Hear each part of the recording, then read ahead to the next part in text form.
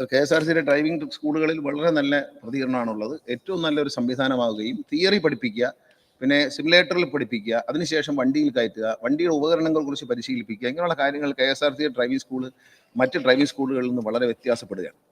അപ്പോൾ ലൈസൻസ് എടുക്കുന്നവർ പിന്നീട് കൈതെളിയാൻ പണം ചെലവാക്കേണ്ടതില്ല.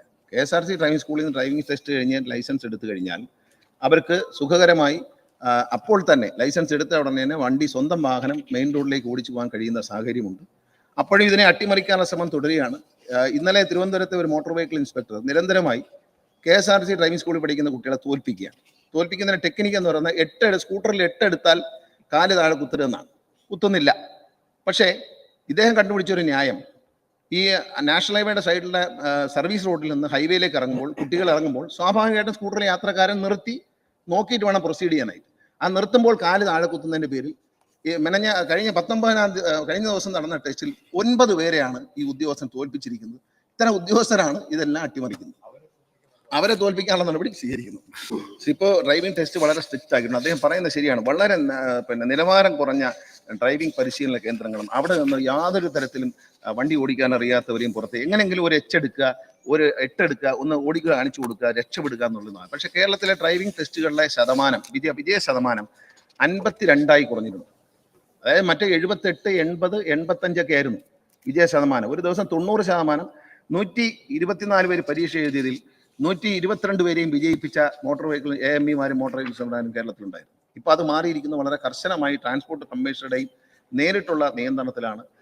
പരാജയപ്പെട്ടവർ വീണ്ടും എഴുതുന്നതുകൂടി ചേർത്താൽ തന്നെ കേരളത്തിൽ ഡ്രൈവിംഗ് ടെസ്റ്റിലെ വിജയ ശതമാനം 52 കുറച്ചിട്ടുണ്ട്. അതായത് ക്വാണ്ടിറ്റി ഓഫ് എഡ്യൂക്കേഷൻ അല്ല, ക്വാളിറ്റി ഓഫ് എഡ്യൂക്കേഷനാണ് മോട്ടോർ വെഹിക്കിൾ ഡിപ്പാർട്ട്മെന്റ് പ്രാധാന്യം കൊടുക്കുന്നത്. നല്ല നിലവാരമുള്ള ലൈസൻസുമായി റോഡിലിറങ്ങണം. അത് പറയുന്നതോട് തന്നെ ബഹുമാനപ്പെട്ട അംഗം പറഞ്ഞതുപോലെ ഈ ആക്സിഡന്റുകളുടെ എണ്ണം കുറയ്ക്കാൻ വളരെയധികം കഴിയും എന്നുള്ളത്. നല്ല ഡ്രൈവിംഗ് സംസ്കാരമുള്ളവരെ വാർത്തെടുക്കുക എന്നുള്ളതാണ് മോട്ടോർ വെഹിക്കിൾ ഡിപ്പാർട്ട്മെന്റ് മുന്നോട്ട് വയ്ക്കുന്ന ആശയം. അതിനുള്ള നടപടികൾ കർശനമായി സ്വീകരിക്കുകയാണ്. ഡ്രൈവിംഗ് സ്കൂളുകളുടെ നിലവാരം ഉയർന്നു തന്നെയാകണം. അതിന് മോഡലായിട്ടാണ് KSRTC വരുന്നത്.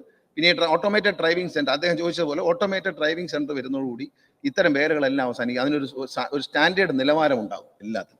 ബഹുമാനപ്പെട്ട MLA അതിനുള്ള ഒരു ഡ്രൈവിംഗ് ടെസ്റ്റ് പരിശീലനം കൊടുക്കാനുള്ള ഒരു ഗ്രൗണ്ട് കാണിച്ചു തരികയും അതോടൊപ്പം തന്നെ മറ്റ് MLAമാരെല്ലാം ചെയ്തതുപോലെ ഈ തുടങ്ങിയ സ്ഥലങ്ങൾ നമ്മൾ 11 എണ്ണമാണ് തുടങ്ങാൻ തീരുമാനിച്ചത്. മറ്റ് MLAമാരുടെ എല്ലാം ഒരു സഹകരണത്തിന്റെ ഭാഗമായി 21 എണ്ണമാണ് ഇപ്പോൾ തുടങ്ങിയിരിക്കുന്നത്. പേരൂർക്കടയിൽ തീർച്ചയായിട്ടും അങ്ങൊരു ഇരിക്കാനുള്ള ക്ലാസ് മുറിയും എയർ കണ്ടീഷൻ ചെയ്ത ക്ലാസ് മുറിയാണ്. അതിന് സാധനങ്ങൾ പരിചയപ്പെടുത്താനുള്ള ഒരു ലാബ് സൗകര്യങ്ങളും സിമുലേറ്റർ വയ്ക്കാനുള്ള സൗകര്യം എല്ലാം അങ്ങനെ ഫണ്ടിൽ നിന്നോ അല്ലെങ്കിൽ സ്പോൺസർഷിപ്പ് ആയിട്ടോ ശരിയാക്കി തന്നാൽ തീർച്ചയായിട്ടും അങ്ങനെ തുടങ്ങാൻ കഴിയും. ഇന്നലെ മുൻ പ്രതിപക്ഷ നേതാവ് അദ്ദേഹത്തിന്റെ മണ്ഡലത്തിൽ ഈ സൗകര്യങ്ങൾ ഒരുക്കാമെന്ന് സമ്മതിച്ചിട്ടുണ്ട്. അരിപ്പാട് അവിടെയും ഡ്രൈവിംഗ് സ്കൂൾ അനുവദിക്കാമെന്ന് തീരുമാനിച്ചിട്ടുണ്ട്. അങ്ങയുടെ മണ്ഡലത്തിൽ അങ്ങ് ശരിയാക്കി തന്നാൽ ഉടൻ തന്നെ ഡ്രൈവിംഗ് സ്കൂൾ തുടങ്ങുന്നതായിരിക്കും. ഡിപ്പാർട്ട്മെന്റിൽ ഒഴിവുണ്ടായിരുന്ന മുഴുവൻ പോസ്റ്റുകൾ AMEമാരുടെ പോസ്റ്റിലേക്കുള്ള PSCക്ക് റിപ്പോർട്ട് ചെയ്യും. PSC അത് സെലക്ട് ചെയ്ത് അഡ്വൈസ് മെമ്മോ കൊടുത്തിട്ടുണ്ട്. അവരെ ട്രെയിനിങ്ങിലേക്ക് പ്രവേശിച്ചിരിക്കുകയാണ്.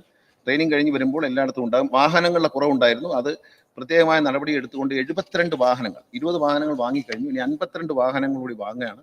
ഈ വാഹനങ്ങളിലെല്ലാം ഹൈടെക് ക്യാമറ വയ്ക്കുക.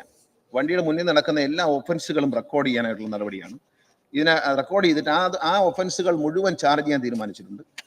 നമ്മൾ കാണുന്ന അപകടങ്ങൾ അദ്ദേഹം കൂടി പ്രതിദാനം ചെയ്യുന്ന കണ്ണൂർ, കോഴിക്കോട്, കൊച്ചി, തൃശ്ശൂർ ഈ സ്ഥലങ്ങളിലെ പ്രൈവറ്റ് ബസ്സിന്റെ മത്സര ഓട്ടം കഴിഞ്ഞ ദിവസങ്ങളിൽ ഏറ്റവും കൂടുതൽ മരണം ഉണ്ടാക്കുന്നതായിട്ട് കാണുന്നുണ്ട്.